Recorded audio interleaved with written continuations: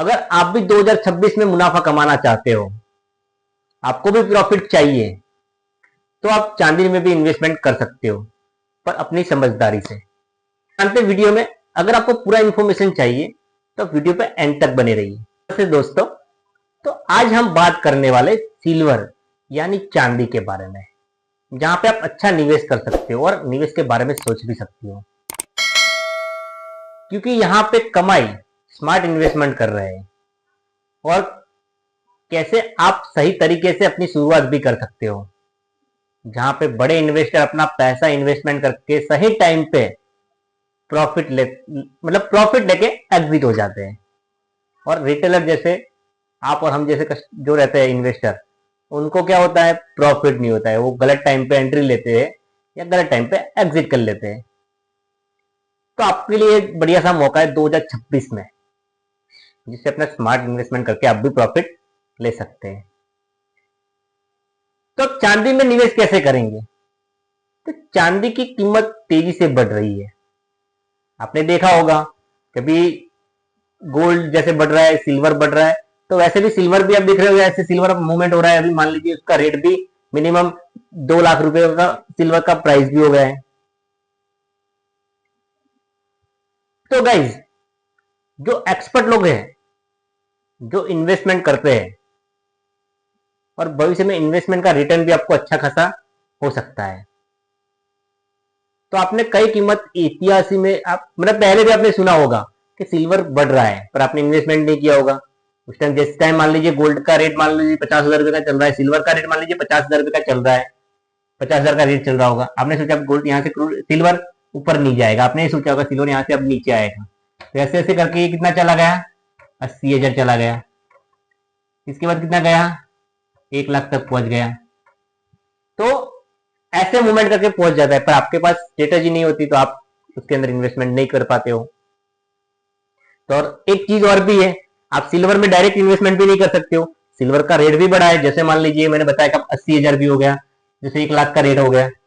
तो अलग अलग तरह के रेट उसके पहुंच जाते हैं और वहां पे हमारे पास कैपिटल नहीं होती है, कोई इशू नहीं, आपके पास कैपिटल कम है। तो गाइस, हमारे पास एक दूसरा ऑप्शन है। क्या है कि आप सिल्वर का ईटीएफ भी बाई कर सकते हो। क्या बाई कर सकते हो? सिल्वर का ईटीएफ, जिसका ईटीएफ का रेट चल रहा हो, जैसे मान लीजिए उसका अलग अलग रेट रहता है। आप जिसमें इन्वेस्ट करते हो, अलग अलग तरह के ईटीएफ रहते हैं, जिसका रेट मान लीजिए 50 रुपए भी चल रहा हो, 100 रुपए भी चल रहा होगा। ऐसे ऐसे अलग अलग रेट चल रहा होता है, जिससे आप डायरेक्ट सिल्वर ईटीएफ में इन्वेस्टमेंट कर सकते हो। तो आप जो भी प्लेटफॉर्म यूज करते हो, आपका एंजल का हो गया, ग्रो का हो गया, जीरोधा का हो गया, आप जिस प्लेटफॉर्म पे ट्रेडिंग करते हो, वहां पे आप जाएंगे तो आपको सिल्वर ईटीएफ मिल जाएगा, तब उससे भी इन्वेस्टमेंट कर सकते हो। तो गाइस, आपने देखा होगा डिमांड बहुत बढ़ रही है, इंडस्ट्रियल में डिमांड बहुत बढ़ रही है। जैसे इलेक्ट्रिक हो गया, सोलर पैनल हो गया, ईवी बैटरी हो गई, इसमें सब चांदी की जरूरत होती है। तो आगे जाके भी ये सिल्वर का ग्रोथ होने ही वाली है। अभी मान लीजिए 2 लाख रुपए का रेट हो गया है, तो आगे जाके ये अभी मान लो 3 लाख भी हो सकता है। पर ऐसे नहीं कि मान लीजिए एकदम से बढ़ जाएगा, ये नीचे भी आएगा। तो थोड़ा रिसर्च करना है, किस टाइम मूवमेंट आता है, जिस टाइम क्रैश होती है मार्केट, जिस टाइम मार्केट क्रैश होती है उस टाइम आपको मौका मिलता है। जिस दिन मान लो सिल्वर नीचे आ रही है, आप उसका ईटीएफ खरीद लीजिए, ईटीएफ में इन्वेस्टमेंट कर लीजिए, ये मौका आपको मिल जाएगा वहां पे। तो ईटीएफ आपके लिए बहुत ऑप्शन अच्छा है। तो यहां पे आप 4 तरीके से इन्वेस्टमेंट कर सकते हो गाइस। वो कौन से 4 तरीके से आप कर सकते हो? पहला है, आप उसका ईटीएफ खरीद सकते हो। ईटीएफ मतलब exchange trading fund. Stock market में आप कर दीजिए, सस्ते में आपका निवेश हो सकता है। आप स्टॉक्स मार्केट से करते हो तो वहां पे आपका सस्ते में इन्वेस्टमेंट हो जाएगा। अब मान लीजिए आपका दूसरा हो गया एसआईपी। आप सिल्वर में एसआईपी भी कर सकते हैं, म्यूचुअल फंड में भी कर सकते हैं, जहां पे आप धीरे धीरे अपना इन्वेस्टमेंट कर सकते हैं। जैसे एसआईपी में मान लीजिए आप एसआईपी में आप 1,000 रुपए से भी कर सकते हैं, 2,000 से भी कर सकते हैं। मान लीजिए आप मंथली भी कर सकते हो इसके अंदर। तो आप इसे धीरे धीरे करके अपना कैपिटल बढ़ा भी सकते हैं। दूसरा आपका हो गया फिजिकल सिल्वर, मतलब आप चांदी खरीदते हो, जैसे आपका सिक्के, जेवर,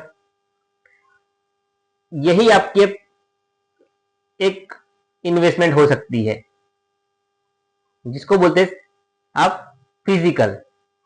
या जैसे मैंने बताया कि आप गहना हो गया, जेवर है आपके जो भी, आप उसके अंदर भी निवेश कर सकते हैं। और दूसरा आप कॉमोडिटी, जो आपका लास्ट है वो कॉमोडिटी फ्यूचर जो होता है, जिसको आप एमसीएक्स ट्रेडिंग बोलते हैं, जिसे आप इक्विटी ट्रेडिंग होता है, वो एक जोखिम से भी ज्यादा है। मतलब ये आप जो कॉमोडिटी में ट्रेडिंग कर रहे हो, मतलब गोल्ड एंड सिल्वर में ट्रेडिंग करना चाहते हो, तो थोड़ा जोखिम भी हो सकता है।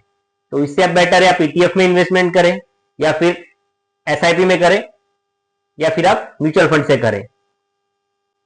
तो गाइज आप अपना पोर्टफोलियो का सिर्फ मिनिमम आप 10 से 20% ही इन्वेस्टमेंट करेंगे, 10 से 20% ही इन्वेस्टमेंट करेंगे। वहां पे कितना करेंगे? 10 से 20% अंदर अपना इन्वेस्टमेंट करेंगे सिल्वर के अंदर। क्योंकि क्या होता है, मार्केट में वॉलेटिलिटी ज्यादा होती है, मतलब मार्केट ऊपर नीचे ज्यादा होता है। तो अगर आपको रिस्क मैनेजमेंट के साथ ही चलना है, अपना जो भी इन्वेस्टमेंट करें आप रिस्क मैनेजमेंट के साथ करो गाइस, जिससे आप अच्छा खासा रिटर्न भी ले सकते हो। पर आपके पास कब प्रॉफिट आएगा? जब तुमने रिस्क रिवॉर्ड मेंटेन करके रखा होगा। तो अगर आप लॉन्ग टर्म भी इन्वेस्टमेंट है तो भी आप मंथली भी इन्वेस्टमेंट एसआईपी में भी कर सकते हैं और म्यूचुअल फंड में भी कर सकते हैं। रिस्क मैनेजमेंट, चांदी में आप इन्वेस्टमेंट कर रहे हो तो उसके अंदर चांदी ऊपर नीचे भी हो सकता है, तो कभी ज्यादा प्रॉफिट तो कभी ज्यादा लॉस भी हो सकता है, कभी गिरावट भी हो सकती है ऐसे मार्केट में। तो आपको इन्वेस्टर होके आपको रिस्क बेनिफिट दोनों को समझ के अपना पैसा इन्वेस्टमेंट करना है।